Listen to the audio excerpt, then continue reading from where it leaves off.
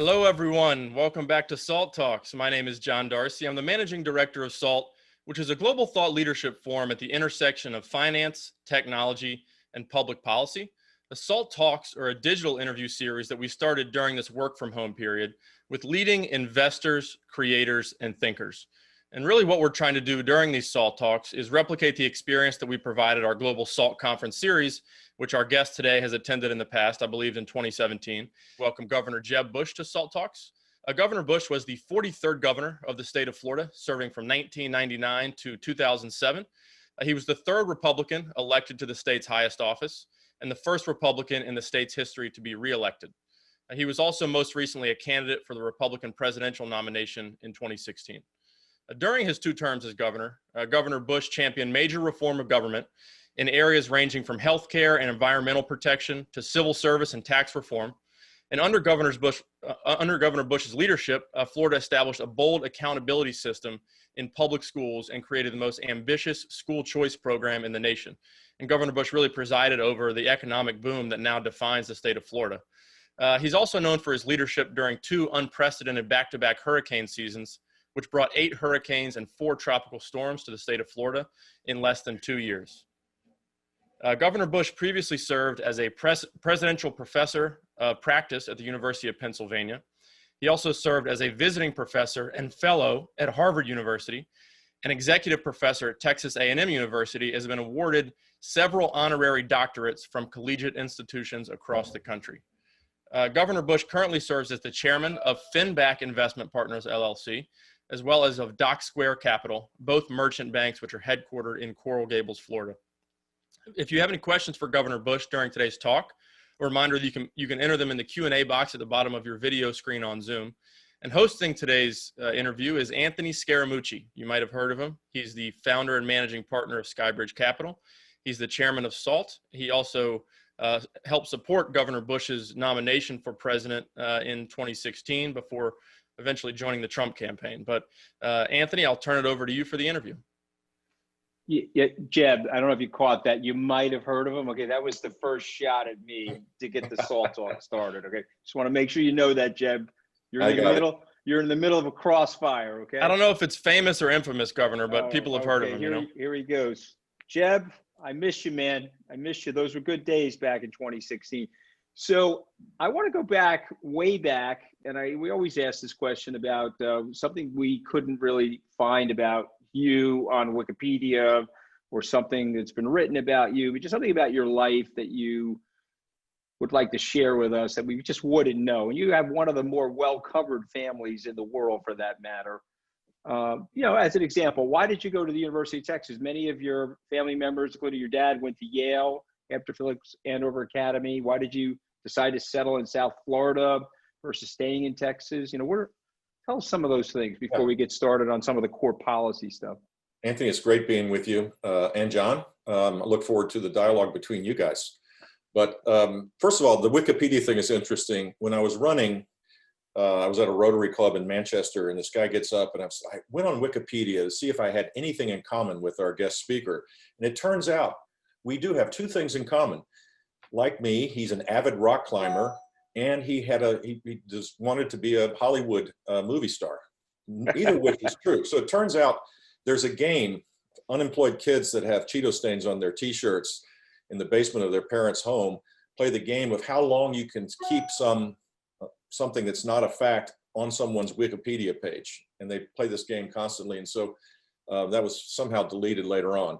But what my Wikipedia page probably doesn't say is that I fell in love with my wife, now married for 47 years. I fell in love with her at first sight when I was 17 years old. I went down to Mexico as part of an exchange program when I was in high school, and it changed my life. So my life is BC, before Columba, and AC, after Columba. I didn't want to go to, I wanted to go back home. So I went to the University of Texas because. Was she a Florida resident, Jeb, or no? Because Mexico. You met her in Mexico, right? So why did you guys settle in Florida? Well, first we got married in Austin, Texas, and we went to Venezuela. I worked for a bank. I was the youngest bank rep in Caracas, Venezuela. I was 25 at the time, or 24. And when I came back home, I worked in my dad's campaign in 1980. And now Houston is one of the most diverse cities in the world, but back then it wasn't. And my children did not speak English as their first language. They spoke Spanish. And I felt more comfortable. I wanted to be out from my dad's shadow, which was a stupid idea. My dad's shadow didn't stop at the Houston city limits. And I wanted to, be my own man, of course. But I also wanted a place that was more welcoming for my multicultural, bilingual family. And so I picked Miami and had a great partner, and off I went.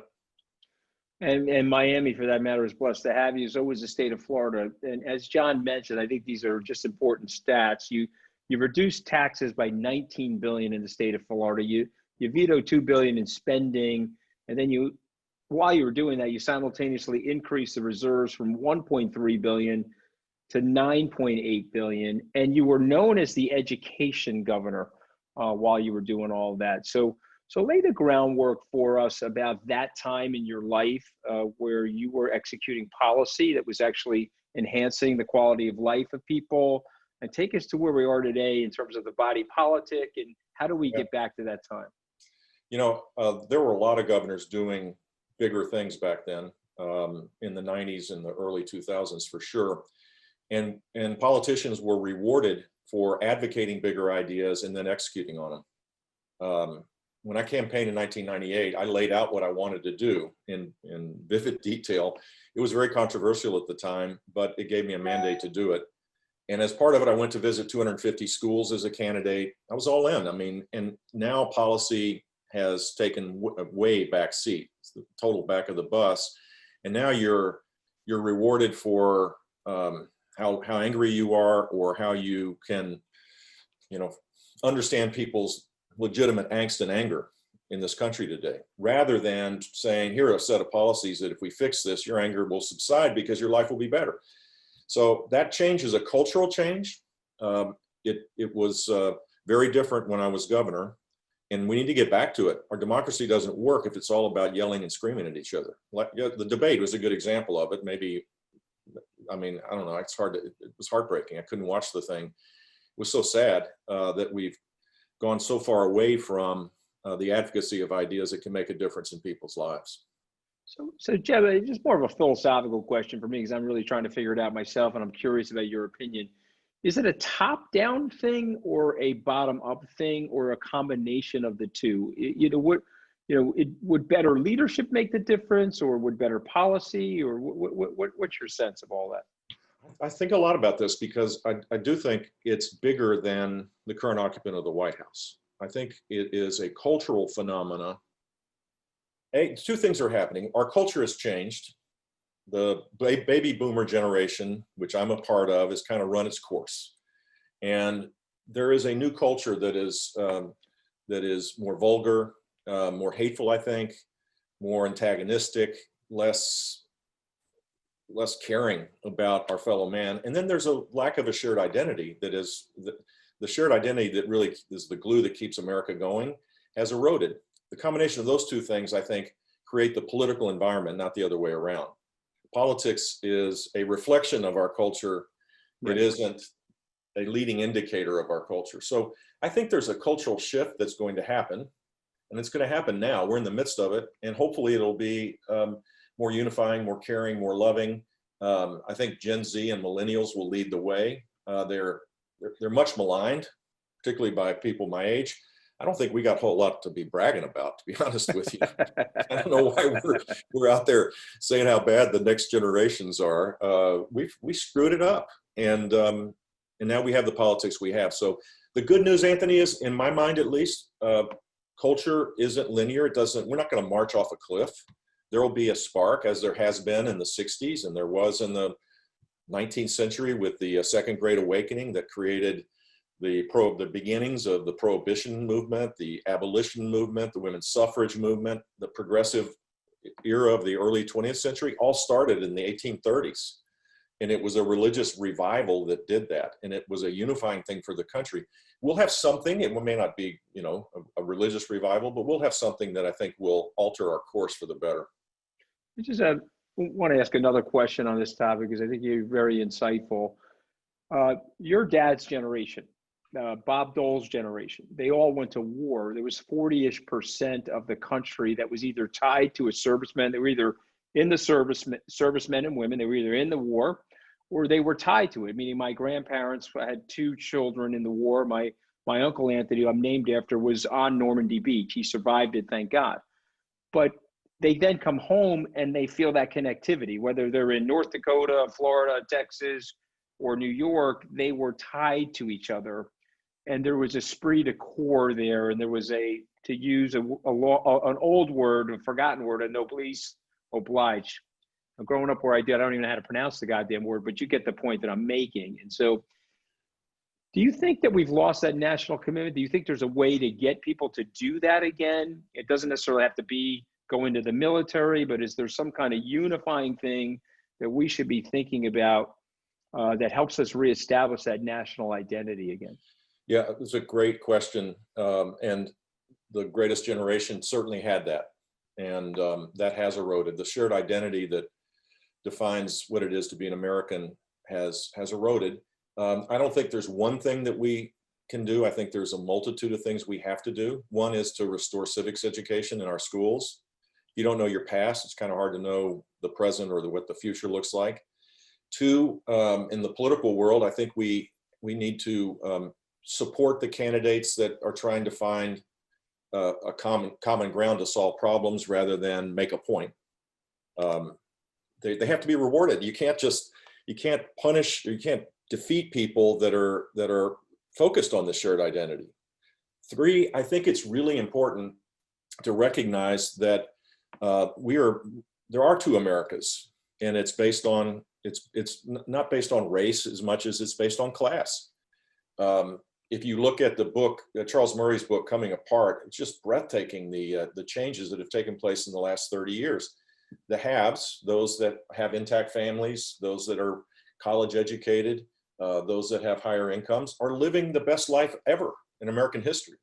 But there are a whole lot of people that are being left behind right now. And the acceleration of technology into our lives is creating massive disruption. Not all of it wonderful, not all of it at all. So sure. We have to focus on that as well. The people that are doing well need to recognize and get to know the people that aren't. Well, I mean, this is something that one of the key hallmarks of your success as governor was re-engineering the educational system in the state of Florida. And obviously we both agree on this, that we need to even the playing field K through 12, because, if you grow up in a certain zip code or a certain neighborhood, you're getting a better public school education than others. Is there a chance we can do that, Jeb? Is there a chance to have that national movement, or that has to be done at a local level? What's your opinion of where education is K through 12 right now? And what would be some suggestions if a governor called you or a president or somebody said, okay, we got to fix this? What would you do? So I'm the chairman of the Foundation for Excellence in Education, and that's what we do. We work in 40 states.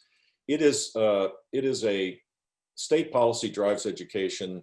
It's executed at a local level, but it should be a national priority. It doesn't have to be a federal government priority, just a national priority to recognize that if we're concerned about these big gaps that exist in America today that are creating all sorts of friction, cultural and political and economic friction, then we better make sure every child has the capacity to achieve earned success, and not perpetuate this 2 Americas that is now becoming evident for everybody.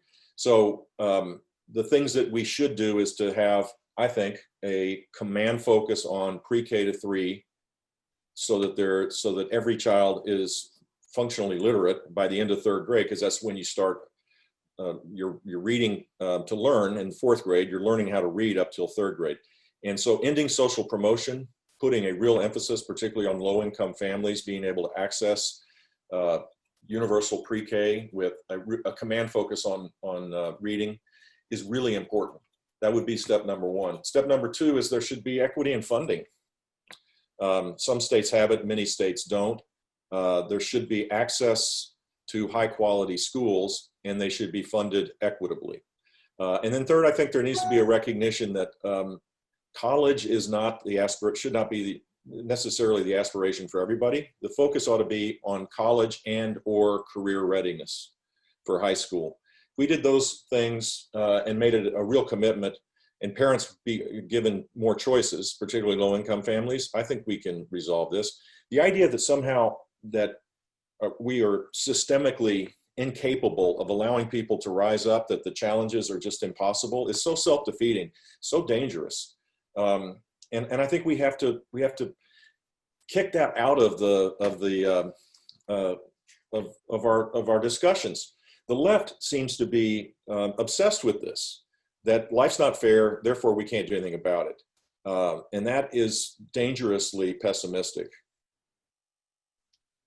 Oh, I agree, and I think that because you and I are obviously Republicans. I guess I'm not really even sure what that means anymore. We'd have to have that would be a 5-hour conversation with us, not a salt talk, what it means to be a Republican at this point. But we have to have a platform of equal opportunity for people. I'm all for unequal outcomes pursuant to people's dreams and ability to risk take and invest and capital allocate, but we got to help people get to the starting gate roughly, in the same lane, if you will, or the same starting block. And you were obviously amazing at doing that in Florida. But let's turn it out of the pandemic. So now we have this pandemic, Jeb, that is exacerbating this issue. Some of the richer people are getting even richer. Some of the poorer people are getting poorer. A lot of economists are calling this a K-shaped recovery, where some are going this way and the other part of the country is going that way. Do you think we're in a K-shaped recovery? And if we are, how is that going to affect your ability to invest? How is that going to affect your ability to think about public policy? So I don't know where we're going to end up. The letter is work in progress, so it's part of the alphabet for sure, but I don't know how could be a W, it could be a K, who knows? But it is, I think what we do know is that whatever the trends were prior to the pandemic, this massive disruption has only accelerated them. So the trends of unequal, to the fact that high-income people have been doing better because of Federal Reserve policies and many other things, and low-income people, while they were doing better prior to the pandemic, the gaps were growing. And so yes, I think there's going to be post-pandemic, there's going to be serious issues about who we are as a society. And I think there's some solutions to this if we recognize it to start with, but it's a serious problem. So from an investment point of view, I see the trends. I see a couple of things happening that are important. We've been investing in how do you deal with frail elders in the proper way. The pandemic made it clear that institutional care, while it may be appropriate for some, isn't appropriate for a whole lot of families, that we need to find a way to provide support, particularly for low-income, frail elders in their home or in their community. And I think there's going to be a big trend towards supporting companies that are doing just that, and do it at a lower cost with better outcomes than nursing homes. I think there's going to be a focus on the home in general. People are going to work at home. People are going to learn at home. People are going to use health technologies to stay, to prevent illness at home. And so that's another trend, I think, in our society where there's good investing opportunities. And then finally, I'd say that digital infrastructure, which is becoming the new interstate highway system, needs to be, there needs to be massive investment there. Because with 5G coming, there's just all sorts of billions and billions of dollars will be invested in the digital infrastructure space. And right now, if you want to look at inequities, if you live in the rural areas, very few people have access to broadband. If you're poor, you don't have access to devices. And so if there's going to be another stimulus CARES package, I think there should be a massive commitment to building out the digital highway, the digital infrastructure, so that we can create a quality of opportunity in that regard as well. Because the home is going to be a place where people do business. When Google says they're not going to reopen their campus for another year and a half, and these kids, maybe they go back home, maybe they go back to Nebraska, or maybe they go back to Indiana, and they can't access broadband from their homes, even though they would want to live back there with a higher quality of life. That's wrong. And there's ways to solve this with philanthropy, with government, with business, making a strategic investments to deal with it. So before I turn it over to John, because we've got a ton of questions coming in from the audience, I just have two more questions. I want to take you to your current business, where you're now the founding managing partner of Dock Square Capital, middle market private equity investment. You just mentioned the stuff that you're doing in elderly care. Tell us a little bit about your business. Tell us what excites you in the morning in terms of what you're doing, and where do you see the future of your business? So we're a merchant bank. We do two things. We have partnership arrangements where we earn up into people's businesses by helping them grow. For example, Ag America is the largest non-bank lender in the ag space. They'll do $1 billion worth of loans this year. We're significant partners in that. We're partners in a credit fund. That's part of our business. So we're working with InvestCorp to do a GP staking business to invest in private equity firms, which is very exciting. The second part of our business is that we co-invest alongside private equity firms, where we open up our network to help accelerate the growth of the businesses. And we've done 8 of those in the last 4 years. We've invested roughly $240 million in separate SPVs, and we use our relationships to help accelerate the sales and market opportunities of these businesses. Thank goodness all of them in the pandemic era have done well. And that's just pure luck, because we weren't in retail or other things that have just been devastated. They're thriving in this business. And what I've learned is, if you invest in leadership, really matters in business and in public life. And we're blessed to have CEOs of these businesses that are phenomenal and rose to the challenge. A lot of people cower in the corner, in the fetal position when a crisis like the pandemic hit.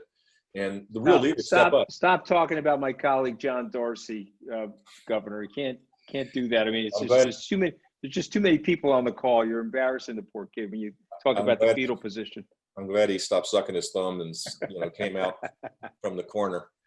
So yeah, I mean, this is a great time to be in business in many ways, because people rise to the challenge. And what I'm finding is that our investors seem to be more focused on social impact now too.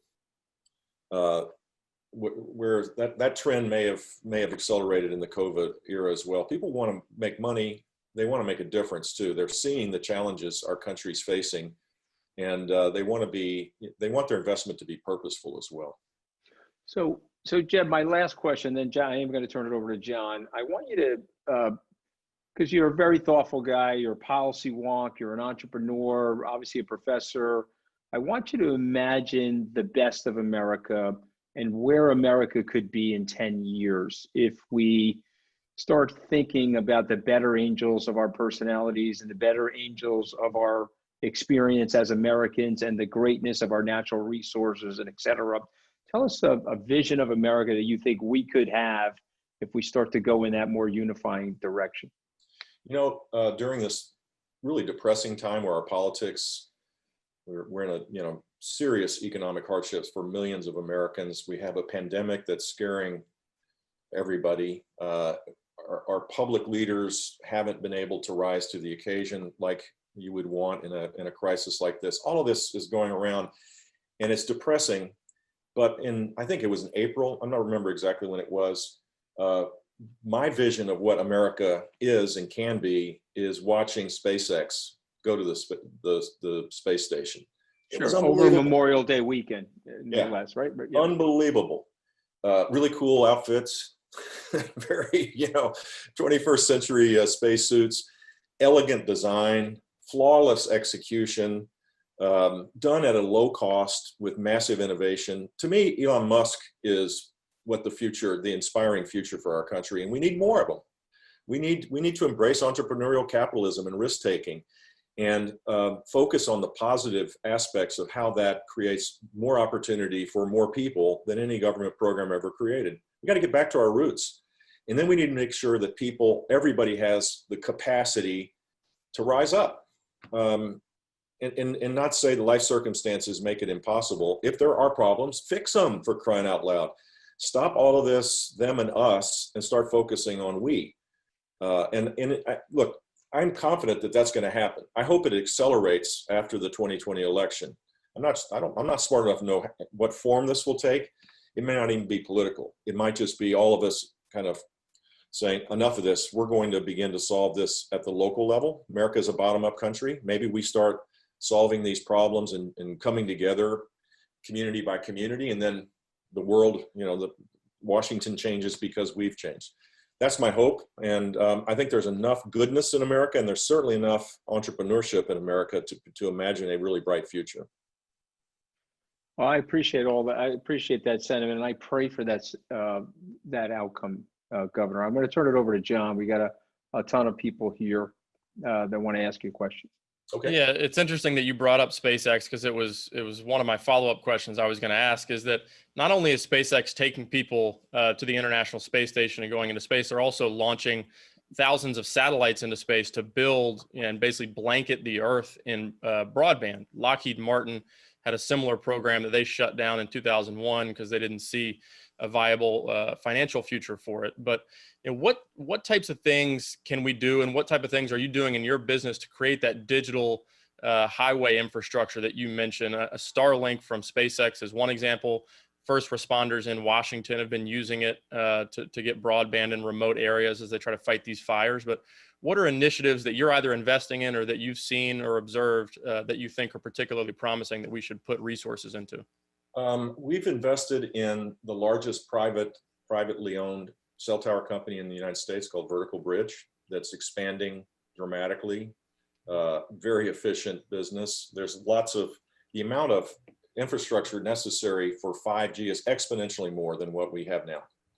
And so small cells sites, as well as the traditional towers, are going to be in high demand, irrespective of what SpaceX is doing, with satellites. There's a need for all of that. And I think there's a role for the federal government to, as Eisenhower did with the interstate highway system, to deal with the places where it is not economic, particularly the rural areas where there's a need for major investment. So this can be done in partnership. This can be done with private investing. This could be done in all sorts of ways with the government's support. And there's lots of philanthropy that's interested in this as well because of the education challenges. It is shameful that we have something like 20 million kids that can't access learning because they don't have either a device or they can't afford access to broadband. So hopefully, when we get to the point where there's a consensus on how to provide support for people when they're hurting, that this will be an integral part of it. I've been talking to lots of people around the country about this, and there seems to be a consensus that it's important to do it and accelerate it. So we're presenting this Q&A in partnership with Strategic Worldviews. Jeb, you might have met our partner, Robert Wolf, at a recent SALT conference. Robert was an economic advisor under President Obama. He's a contributor to the Fox Business Network, and he's hopped on and is going to ask a couple questions. Robert, do you want to introduce yourself to the Robert, audience? How you doing, buddy? Jeb, good to see you. Good to see you too. God, even this Dem will say, boy, did we miss you. I like your room rater. You get about a 9.2. Because I'm on Fox, they don't even room rate us. But, what can I tell you? I've noticed that there's bias even on room rater. I'm telling you, it's unbelievable.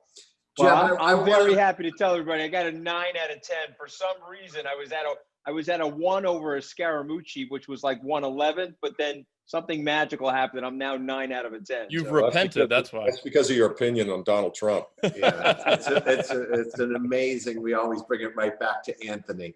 I have two questions. One political and one putting your governor hat on. So on the political one, it's just more of a question that I think a lot of us Dems, this Lincoln Project has exploded, where former Republican advisors are getting together and forming their own, we need to take our party back. The first way to do it is, literally help Joe Biden win. I mean, theoretically, that's their first move. And then that is, I guess, the transitional phase to go back to what would be deemed a conservative party again. That seems to be sane. So one question is, why aren't people like yourself and other former politicians, why aren't, not like Lincoln Project where it's more on the public relations advertising side, but why aren't some of the more sane, smart, intelligent ones coming together like military has or economists have to kind of say, hey, listen, this is not the right direction. How do we take it back? So that's one question. I'm just curious why people and thought leaders like you and the GOP aren't kind of taking our party back. There are a lot of people doing that. I'm at the stage of my life where I've taken a step back from politics. I'm disgusted by what's going on in Washington. It's heartbreaking to see, but I've got a business. Yeah. In fact, you know, a lot of our investors ask, are you going to get back in the fray? Because they don't want me, you know, I'm running a business that requires my attention, and I have a fiduciary responsibility to make sure that my investors, our investors, do well. So I call out the ugliness when I see it. Yeah. I don't have to do it. I mean, I haven't been drawn into the thing like Anthony is doing, you know. It's just because it's not helpful to get into that situation. Now, the question about the Lincoln Project's interesting. I think their ads are great. I don't like the fact that they feel compelled to take out all Republican senators along the way. Mm-hmm. I think we could be in a very dangerous situation if, and the fact that Vice President Biden is not capable of saying, I can't tell you what I'm going to do as it relates to stacking the court. Yeah. I mean, the simple answer would have been, no, we're not going to do that. But he hasn't been able to give a yes or no answer on that. That's kind of disturbing. Eliminating the filibuster rule across the board could create some real problems. So I'm a conservative. I believe in limited government. My party has abandoned those principles temporarily, but you know, I can't embrace the idea of just massive power being shifted to Washington, D.C. So I'm conflicted. Yeah. I would respond, but you're the VIP and people don't really care to hear me. So my second question is more, I'm asking. Hey, I hope whatever you were going to say, I hope you're right. I hope that you're going to say that Biden's not that kind of person, that he'd be able to withstand the pressures of the progressive wing of your party, and he'll be back to trying to find consensus. That's my prayer. I think he'd be the best unifier for our country without question. The difference is going to be more stark.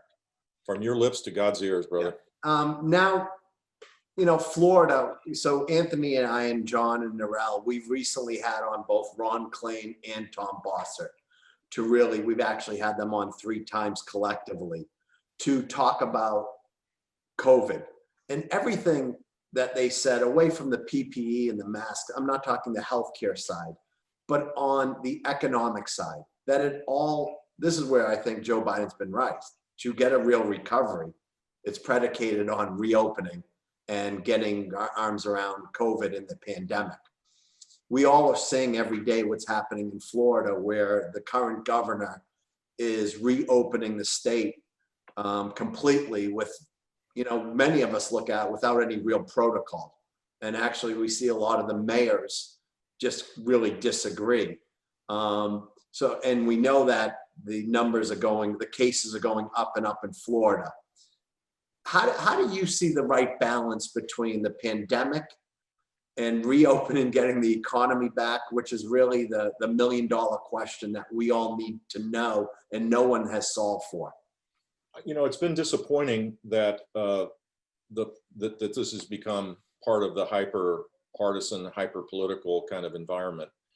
The president hasn't been able to do what you want a president to do in a crisis, which is to lay out the facts, show some empathy for the plight of a whole lot of people that are stuck in their homes and lost their jobs, give people a sense that help's on the way, give people hope, and constantly communicate where we are. So in the absence of that, there's a lot of confusion. For example, Florida's infection rates are actually per 100,000 are now they're like at 11, which is nearing where New York's bumped up to about 5.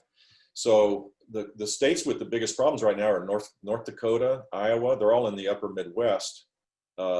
for whatever reason. So I think the bias ought to be to take action, to open, to have schools open, but have a policy that you're constantly adjusting based on the conditions on the ground. If there's an acceleration of an outbreak, you can't, I mean, Florida's a big state, so Miami's very different than Jacksonville. And if there's nothing going on in Jacksonville, we need to open up the economy. Think of all the people that can't get a job because they're stuck at home. Think of the amount of drug abuse, child abuse, domestic violence has increased during the pandemic. Now, for some, I mean, in my life, I'm the healthiest I've ever been. I get to spend the night with the love of my life. I haven't traveled. I haven't left 33134 zip code. And for a lot of people like me, this is the most productive time that we've been in. But there are a tremendous number of people that have to get back to work. So taking all the social costs into consideration and explaining why it's important to open up and depoliticizing it, I think is important. Finally, ultimately, the answer to this is that we need a vaccine. I mean, this isn't going to go away. I think up north, there's going to be bigger outbreaks as people have to stay at home, right? Stay inside because of the weather. And we need a vaccine. And once again, there needs to be clarity about its effectiveness and how it's going to be distributed. There should be, discussions about that constantly so that people have confidence that a vaccine is going to work. How's your business? Robert, I think you're muted. Governor, I want to. Yeah, business is going well. There you go, We'll take that off at another time, but we're kind of doing what you're doing, but it seems like you're doing it at a bigger scale, but we're hanging in there. Thank you. I doubt that. Governor, I want to talk about agriculture. You mentioned that Ag America, which you're involved in, is one of the biggest non-bank lenders to the agriculture space. Obviously, a lot of farmers have suffered as a result of the trade wars that we found ourselves in and other factors as well. But what's the future of American agriculture and how do we get it back on track? Well, the future of American agriculture is full of technology, full of innovation, full of increased productivity. We've led the world consistently, and I think we'll continue to do so. I also think that the rural parts of the United States are going to have a renaissance. People are beginning to realize that densely populated urban areas with all sorts of challenges, crumbling infrastructure, increases in crime that have taken place, may not be the best place to raise a family. And so I think what will support agriculture is that there will be, in this vast country, you'll start seeing people moving to smaller towns and smaller cities, and that'll support agriculture as well. The Trump administration has provided massive support, direct support to agriculture, which I don't even know if the money's been appropriated or it's just by executive order it's gone out. That can't be sustained over the long haul. I mean, there has to be markets around the world that we regain. The Chinese, if they fulfill their commitment, that in and of itself will sustain major parts of Florida, of U.S. agriculture. The protein increase in Asia by itself will create long-term stability. So I'm pretty optimistic. What we found is that land prices in the agriculture areas across the country haven't gone down. Farm income has, but it's been supplanted by government support. So we have a question that came in from a great friend of SALT, Steve Case, who's the former founder and CEO of AOL. He now has a fund called Rise of the Rest that hits on some of the themes that you just mentioned. They're investing in secondary U.S. cities outside of Silicon Valley, outside of New York. They're investing a lot in places like Florida. As governor of Florida, you helped diversify that economy, and you helped turn it into a startup state that's still that's perpetuated today as well. What were the key lessons that other states should consider so that the country as a whole can create more jobs and create more entrepreneurship in those sort of forgotten places where quality of life isn't rising quite as fast as it is in other primary U.S. cities? Well, Steve could answer that question better than I, for sure, because he's investing exactly in the kind of communities that have the potential to rise up. And I admire him greatly for doing it. And I hope he's making money along the way so it's sustainable. And I think he will. Look, the first objective for any state or any community is to make sure that that every person has the building blocks to be able to pursue their dreams. Not everybody's going to be an entrepreneur, but if at an early age, you learn how to read, and then there's rigorous learning along the way, you have options that otherwise you won't have. And so first and foremost, in every corner of our country, there should be a command focus on raising the bar as it relates to education outcomes. Those are the places where you're going to find the talent to be able to create the startup economy. Secondly, I think it's going to become clearer and clearer that along with talent, you can't make it impossible for people to get the first rung of the ladder. So, I mean, Silicon Valley is a phenomenal place for the creation of businesses. But if you're a 25-year-old kid, you may not ever be able to buy a home. The costs are so extraordinary. And so I think business climate issues are really important as well. And making life affordable for the next generation is hugely important. And Florida's done a pretty good job on that. We have work to do as it relates to our K-12 education system. Our colleges, I think, are doing a very good job of affordability. There's room to go. Everybody can do better for sure, but I'm proud of the fact that our business climate is as good as any in the country. So I know you're focused largely on investing in the United States, but we have a question from, I think, one of our members who's outside of the United States. And, your brother certainly didn't believe when he was president in isolationism. He believed in going and helping solve issues related to disease in places like Africa. He believed in trying to spread American values around the world. As a country, how should we be looking at our neighbors in Latin America? Your wife, you met her in Mexico. She's Mexican-American. You studied Latin American studies in college. How should we be thinking about Mexico and Latin America in general, and how we can, either from a public, government perspective, invest capital in those places to improve outcomes, to, help address some immigration issues and asylum issues? How should we be thinking about that? Well, living in Miami, where 60% of the 3+ million residents were born outside the United States, most of whom were from Latin America or the Caribbean. We live in effect, we live in Latin America in many ways. So I think the first step is to say Latin America is not the backyard, it's the front yard. That it's not a place exclusively where there's problems and that we build a wall to keep them out. It's a place where there's huge opportunities economically for our businesses and opportunities for us. If you think about how the world is changing, one of the biggest change could be the delinking of China and the United States.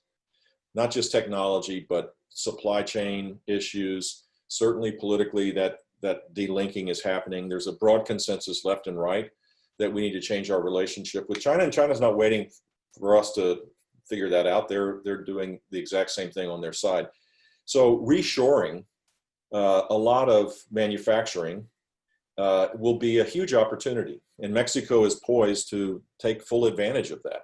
And the United States should embrace that. We should have a North American strategy as it relates to energy, as it relates to all sorts of industries in our front yard. But administration after administration has kind of basically it's been benign neglect, and it's too bad because it's a south of our border and to the east of us is 600 million people with big opportunities to grow, where the United States could play a constructive role in dealing with some of the social challenges, but also view it as a huge economic opportunity. Governor Bush, thanks so much for joining us. I'm going to leave the last word to Robert and Anthony if they have any parting words or thoughts for you. Jeb, in your honor, look what I got. I got the Key West Mile Zero cup I'm drinking my coffee from this morning, okay? God bless you in the state of Florida. You're an amazing guy. I missed you, Jeb. I hope I get a chance to see you soon. Yeah, let's go have a dinner somewhere where they allow us to do it. Yeah. Well, I mean, we're going to go back to Rayo's because I know you love that place, Jeb. That was unbelievable. I know you love the stories that are told up in Rayos. Okay, so Jeb, I just want to. I'm gonna bring you back there, Jeb. I promise. All right. We've chatted about it, but for the people who don't know this, and it's one of my most famous pieces of memorabilia, but your dad, when he handed Babe Ruth the book at Yale of his autobiography Yeah. in 1947 or 48, when your dad, Poppy, was the captain of the Yale team. I have that signed by your dad, and I think that is one of the best, maybe the best ever intersection of politics and sports. And I remember you and I have talked about it, and I think it's over your dad's fireplace at his at the museum. But it's one of the great pictures, and whoever has not seen that, it's worth looking up. But Jeb, maybe end on everyone loves the Babe and everyone loves your dad. So yeah, exactly. And this was after he served in the military, went back to Yale. They had little George W. He was born in New Haven. The most Texan of my siblings was a Connecticut Yankee. And he and Babe Ruth was very frail, kind of on his last years, and it was an amazing picture. Who would have known? And you're right. My dad was captain of the baseball team. By the way, they got to the finals, the NCAA finals, 2 years running when he was captain. They lost to USC one year, and I think University of Oregon or something, another West Coast school. So Yale was a baseball powerhouse under the leadership of George H.W. Bush. yeah. So Well, fantastic. As always, thank you. You bet. Thanks, Robert. God bless you, Jeb. Okay, we'll see you soon. Yeah, thanks, guys.